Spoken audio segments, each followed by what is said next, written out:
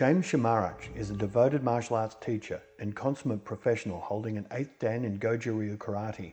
He is also a master instructor of Chinese internal systems, author of 7 texts on martial and healing arts, and doctor of traditional Asian medicine. What kept James focused on the martial and healing arts journey for 50 years? You are about to find out. Kyoshi, thank you for agreeing to this interview and sharing your wisdom on the occasion of your 50 years involvement in the martial arts.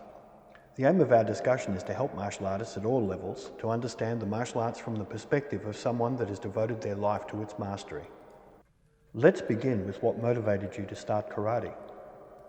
Well, I guess my initial motivation would have been around the time when I was 14 years of age.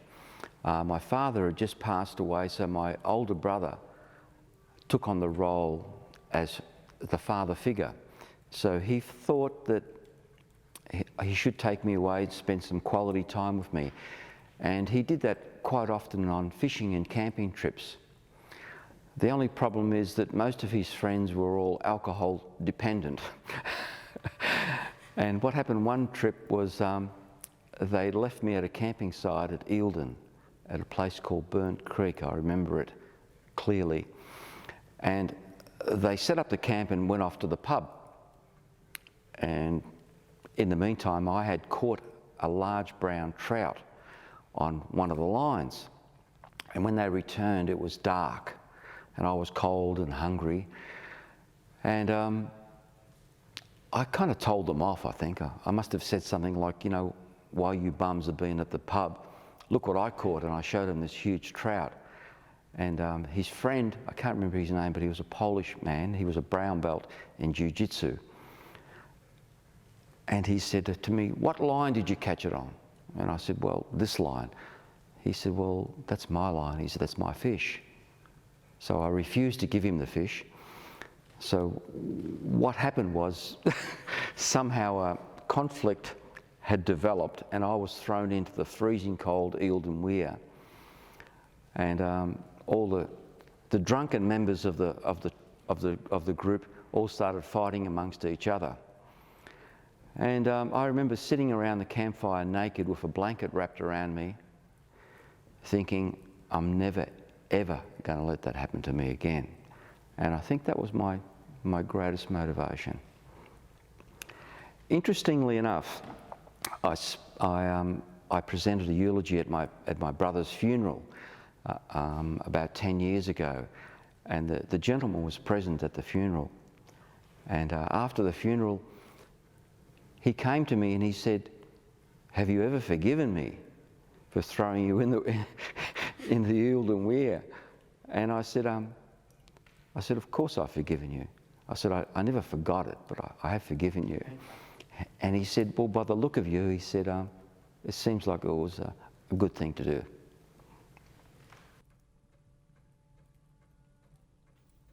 Could you tell us about your early karate background? My early karate background, I think I started jiu-jitsu around 1971 in Heidelberg, Melbourne. And I did that for about a year or so. Then around 1972, I started in the Goju Kai organisation under a wonderful teacher called Max Fabris in Preston. And that was part of, at the time, it was part of Sensei Tino Ceberano's organisation.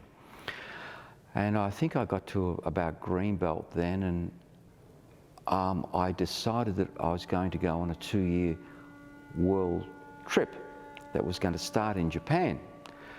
So Tino Ceberano very kindly gave me the address of the Goju Kai Hombu in Nishiogi-kubu, just on the outskirts of Tokyo. So I set off thinking, well, on my way on this world trip, I might spend a couple of weeks in Japan doing some karate. Little did I know that I would spend a couple of freezing cold winters there. You had a chance meeting with Professor Tadako Otsuka, who later became your teacher, and that relationship spanned for the lifetime of your career. Can you tell us how that came about? Well, once I arrived in Tokyo, I realised that people didn't speak English. And I went to the reception of the hotel that I was staying at, and I gave them the address of the Gojukai headquarters of, which was also the home of Gogen Yamaguchi, nicknamed the Cat. And the receptionist spoke a little English. He called a taxi and he assured me that the taxi driver would take me to the dojo.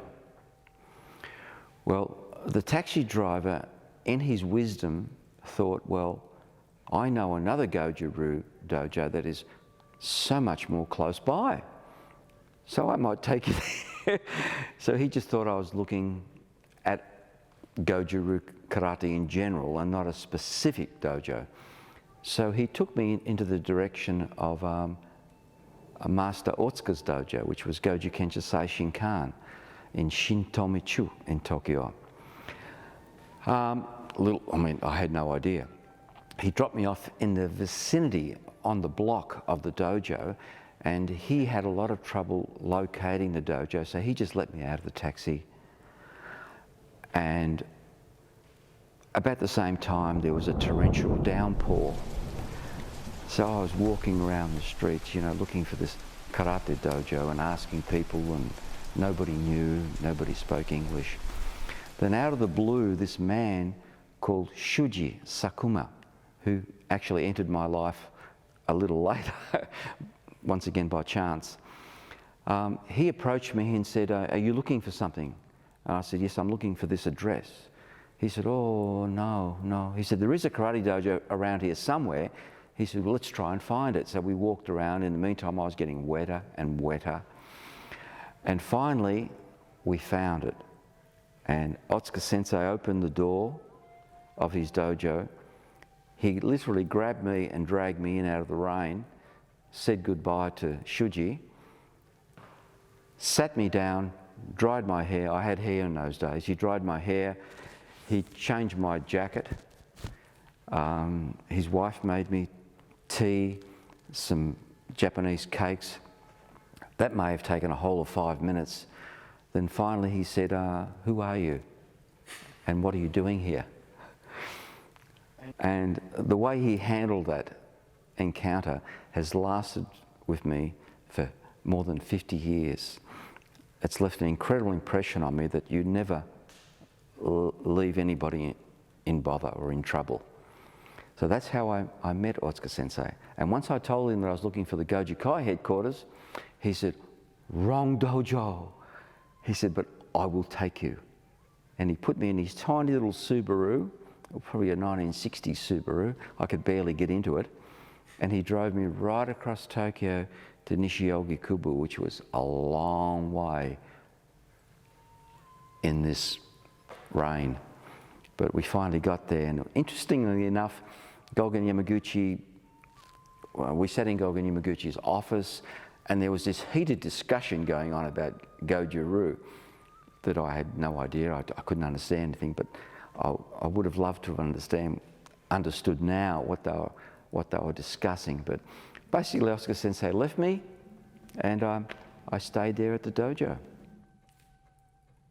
How and when were you introduced to the Chinese martial arts?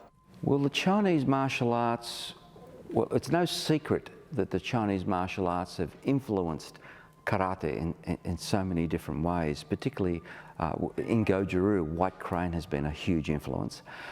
In Japan, I became interested in Chinese martial arts mostly through Otsuka Sensei's personal passion and prompting. He promised me that as I grew older, that I wouldn't lose power, that I would actually increase my power in martial arts. And, you know, being a 19-year-old, I thought, I had no idea what he was talking about, and I was in total disbelief. He said, as you get older, he said, if you train properly, if you train in Chinese martial arts, Tai Chi, Xingyi, Bagua, to supplement your Goju-Ryu karate, he said, you will actually become stronger. And it has been the case. It has been the case. He was totally right. And I was quite fortunate that I followed his direction.